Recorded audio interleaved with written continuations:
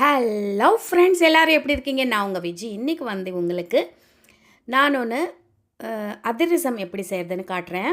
இது வந்து நிறைய பெரிய ஃபேமிலினா 1 கிலோ 2 கிலோ அந்த மாதிரி செய்வாங்க. சின்ன ஃபேமிலிஸ்க்கு கொஞ்சம் கொஞ்சமாக ஒரு அளாக்கு அரிசி ஊற வச்சு எப்படி அதிரசம் செய்கிறதுன்னு நான் இன்றைக்கி காட்டுறேன். இதே நீங்கள் வந்து ஒரு அளாக்கு நான் பண்ணியிருக்கேன் இன்றைக்கி. இதே நீங்கள் வந்து 1 கிலோ கணக்குக்கு கூட இதே மாதிரி செஞ்சுக்கலாம். பாருங்கள் எவ்வளோ சூப்பராக வந்திருக்கு இந்த அதிரசம். ரொம்ப சாஃப்டாக இருக்குது. ரொம்ப கலர் நல்லா ப்ரௌன் கலர் வந்திருக்கு. அதே மாதிரி ரொம்ப வாயில் போட்டால் கரைஞ்ச மாதிரி அந்த அளவுக்கு ரொம்ப சாஃப்டாக வந்திருக்கு. இந்த அதிரசம் செய்கிறது எப்படி நான் வந்து நிறைய டிப்ஸ் சொல்லுவேன். ஒரு டிப்பாக நீங்கள் அது நல்லா குறித்து வச்சுக்கோங்க. நீங்கள் அதிரசம் இந்த வாட்டி செய்யும்போது இந்த டிப்ஸ் எல்லாம் ஃபாலோ பண்ணி செய்யுங்க. இந்த மாதிரி நல்லா பூரி மாதிரி பொங்கி நல்லா சாஃப்டாக இருக்கிற அதிரசம் யார் வேணாலும் செய்யலாம். இதுக்காக நான் நைட்டே என்ன பண்ணியிருக்கேன்னா ஒரே ஒரு அளாக்கு பச்சரிசி ஊற வச்சுருக்கேன். நீங்கள் கிலோ கணக்கு எடுத்துக்கிறீங்களா? ஒரு கிலோ அரிசி ஊற போடுறீங்கன்னா 1 கிலோ அரிசி ஊற போடுங்க. நான் சொல்கிற கணக்கு கரெக்டாக ஒரு அளாக்குன்னா அதை அப்படியே 1 கிலோவுக்கு நீங்கள் மாற்றிக்கலாம். இப்போ பாருங்கள், நல்லா அரிசி 2-3 வாட்டி கழுவிட்டு பச்சரிசி தான் எடுத்துக்கணும். இதுக்கு அதிரசத்துக்கு எப்போவுமே பச்சரிசி தான். நைட் ஃபுல்லாக நான் ஊற வச்சுட்டேன். காலையில் நான் என்ன பண்ணேன்னா இது ஒரு டவல் மேலே அப்படி பரவி விட்டேன். நல்லா ஒரு 10 நிமிஷம் அப்படி நல்லா ஆறட்டும். ஃபேன் எல்லாம் எதுவும் போடாதீங்க. இந்த மாதிரி கொஞ்சம் ஒரு காத்தோட்டமாக அப்படி விட்டுருங்க. இது ஒரு 10 நிமிஷத்துக்கு ஆனதுக்கப்புறம் இந்த அரிசி வந்து ஓரளவுக்கு அந்த இருக்கிற ஈரப்பதம் எல்லாம் ஓரளவுக்கு அந்த டவல்குள்ளே போயிடும். நம்மளுக்கு அரிசி வந்து கொஞ்சம் ஓரளவுக்கு ட்ரை ஆகும். ரொம்ப ட்ரை ஆகக்கூடாது. இதுதான் ஃபஸ்ட்டு டிப்பு. ஒரு நைட் ஃபுல்லாக அரிசி ஊற போடணும். ரொம்ப ட்ரை ஆகக்கூடாது. நம்மளுக்கு கையில் இப்படி தொட்டால் கொஞ்சம் ஈரப்பதம் தெரியணும். அதுதான் 2வது டிப்பு. நீங்கள் வந்து அரிசி இப்படி நல்லா கையில் தொட்டி பார்த்தீங்கன்னா கொஞ்சம் ஈரம் தெரியும். இப்போ இது மிக்ஸி ஜாரில் எடுத்துக்கோங்க. நீங்கள் மாவு மிஷினில் அரைக்கிறதா இருந்தால் உடனே மாவு மிஷினில் இது பண்ணிவிட்டு உடனே நீங்கள் பாக்கு செஞ்சிடுங்க. நான் வந்து கொஞ்சோண்டு தான் செய்கிறனால மிக்சியிலவே அரைச்சிட்டேன். நீங்கள் மாவு மிஷினில் அரைக்கிறதா இருந்தால் கூட நீங்கள் மாவு மிஷின்லேருந்து ஆட்டிட்டு வந்த உடனே அதிரசம் செஞ்சிடணும். அப்போ தான் நம்மளுக்கு சாஃப்டாக வரும். இப்போ பாருங்கள், இது நல்லா சாஃப்டாக நான் பவுடராக அரைச்சிட்டேன். இப்போ நம்ம ஒரு சல்லடை எடுத்துகிட்டு இதில் நம்ம அரைச்ச அரிசி மாவு போட்டு நல்லா சலிச்சிக்கோங்க. இதில் எந்த இதுவும் இல்லாமல் சாஃப்டாக நம்மளுக்கு மாவு இருக்கணும். மீதி ஏதாவது அரிசி இந்த மேலே இருந்தால் அது திருப்பி இன்னொரு வாட்டி மிக்சியில் அரைச்சிட்டு நீங்கள் திருப்பி சலிச்சிக்கணும். இது வந்து மாவு ஃபுல்லாக நீங்கள் போட்ட ஓரளவுக்கு மாவு நல்லா ஃபுல்லாக சலிச்சிட்டு இந்த மாதிரி நல்லா அமுக்கி தட்டி அப்படி வச்சுக்கோங்க. ஏன்னா ஈரப்பதம் இருக்கணும் அதில். அப்போ தான் நம்ம அதிரசம் சூப்பராக வரும். இப்போ பாருங்கள், நல்லா இந்த மாதிரி நல்லா ஒரு இதில் பிளேட்டில் நல்லா தட்டி அப்படி வச்சுட்டேன். இப்போ நான் ஒரு அளாக்கு அரிசி எடுத்திருக்கேன் இல்லையா, 3/4 அளாக்கு நான் வந்து வெல்லம் எடுத்திருக்கேன். பாகு வெல்லம். நீங்கள் வெல்லம் வந்து நல்லா பார்த்து எடுத்துக்கோங்க. பாகு வெல்லம் தான் அதிரசத்துக்கு ரொம்ப ரொம்ப நல்லா வரும். இப்போது அந்த வெல்லம் முழுகிற அளவுக்கு மட்டும் தண்ணி ஊற்றுங்க. ஒரு 1/4 கப் தண்ணி ஊற்றுனா போதும்.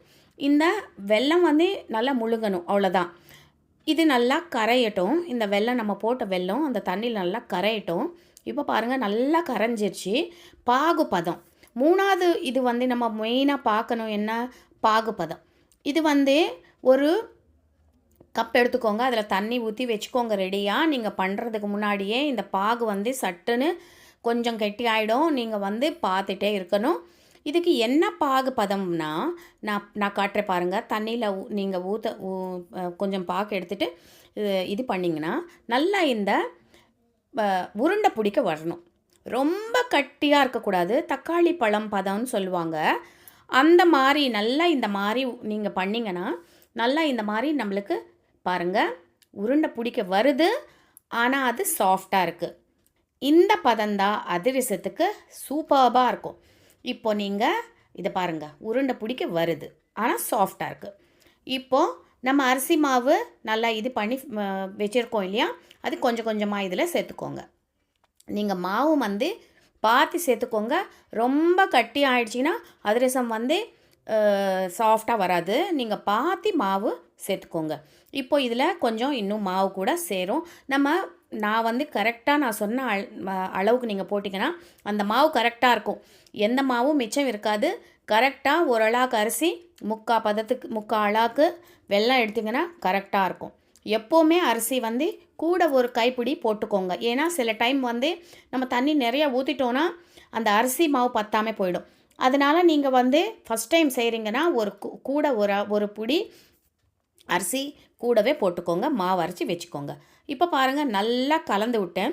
இதில் ஏலக்காய் தூள் போட்டுக்கோங்க, ஒரு சிட்டிக்கு ஏலக்காய் தூள், அப்புறமா ஒரு ஸ்பூன் நெய் போட்டு நல்லா மிக்ஸ் பண்ணிக்கோங்க. இப்போ நீங்கள் பார்த்தீங்கன்னா தளத்தளன்னு நல்லா இருக்கு பாருங்கள். அந்த மாவு பதமே உங்களுக்கு தெரியும்.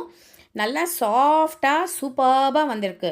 இப்போ நீங்கள் இந்த அரிசி நம்ம இது கரெக்டாக இருக்குன்னா தண்ணியில் கை கொஞ்சம் இது பண்ணிவிட்டு ஈரம் பண்ணிவிட்டு மேலே வச்சு தொட்டி பாருங்கள். நம்மளுக்கு மாவு கையில் ஒட்டக்கூடாது.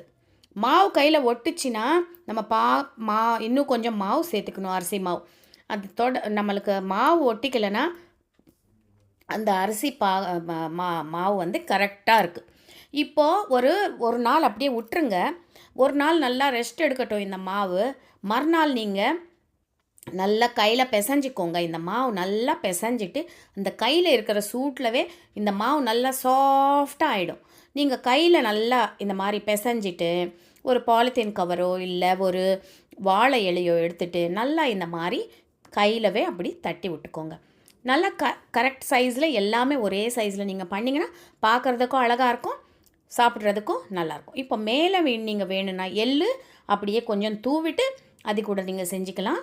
இப்படியே செய்யினாலும் ப்ளெயினாக செஞ்சுக்கலாம். இப்போ பாருங்கள், திக்காக கொஞ்சம் இந்த மாதிரி திக்காக இருக்கணும்.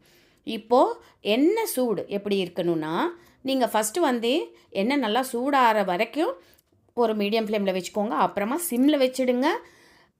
எண்ணெய் சிம்மில் வச்சுட்டு ஒரு அதிரசமாக இதில் சேர்த்து 2 பக்கமும் நல்லா கோல்டன் ப்ரௌன் கலர் வர வரைக்கும் ஃப்ரை பண்ணிவிட்டு இந்த மாதிரி 2 கரண்டியால் நல்லா அமுக்கி விட்டிங்கன்னா அந்த எக்ஸ்ட்ரா எண்ணெய் எல்லாம் நல்லா பிரிஞ்சு வந்துடும்.